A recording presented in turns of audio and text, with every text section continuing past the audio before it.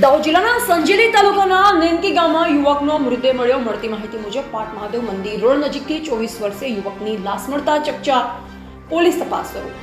સંજેલી તાલુકાના નેનકી ગામમાં પાટ મહાદેવ મંદિર તરફ જતા રસ્તા નજીક એક યુવકનો મૃતદેહ મળી આવ્યો હતો. સ્થાનિકોને જાણ થતાં તેમણે સરપંચ અને પોલીસને જાણ કરી હતી. મૃતદેહની ઓળખ નિસરતા ફળિયાના 24 વર્ષીય દીપક નિસરતા તરીકે થઈ. પરિવારજનોને જાણ કરાતા તેઓ ઘટના સ્થળે પહોંચ્યા.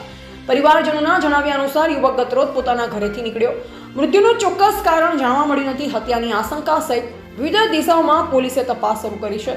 સંજેલી પોલીસ મથકના પીઆઈ જીબી પરમાર સહિતનો પોલીસ સ્ટાફ ઘટના સ્થળે પહોંચ્યો. ડોગ સ્કોડ સહિતની ટીમો પણ તપાસમાં જોડાઈ.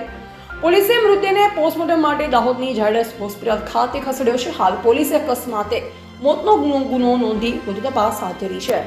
રિપોર્ટર ભાવસી બાબુર, સંજેલી, દાહોદ.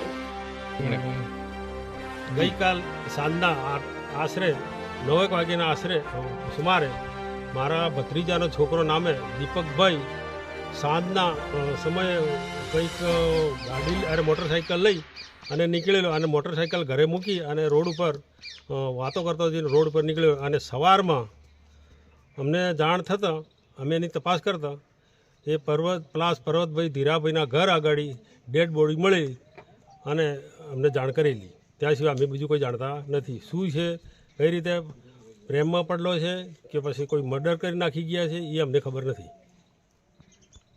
બરાબર, તમારી આગળની શું માંગ છે?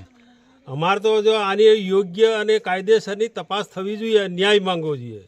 ને કે અમે ડેડ બોડી લઈશું ને જે તે વખત દવાખાનામાં જો અકસ્માત દાખલ કરીને જો એને પુરાવો નહીં મળતો પોલીસને તો પછી અમે અમારી રીતે કરીશું. હાલ ડેડ બોડી ક્યાં છે? ડેડ બોડી અત્યારે દાહોદ છે. દાહોદ પીએમ માટે લઈ ગયેલા છે. આપનું નામ?